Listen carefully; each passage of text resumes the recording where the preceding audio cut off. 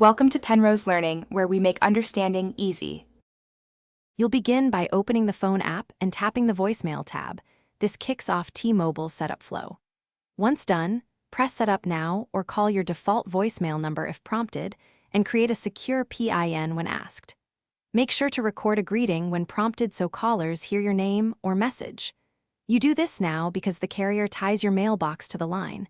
Delaying can lock the setup to a generic greeting. You will now choose a PIN and record your greeting. Pick something memorable but not obvious. After entering the PIN twice, follow prompts to record a personal greeting. Speak clearly and state your name or preferred instructions. Next, check notification settings so missed call alerts and voicemail transcriptions arrive how you want them.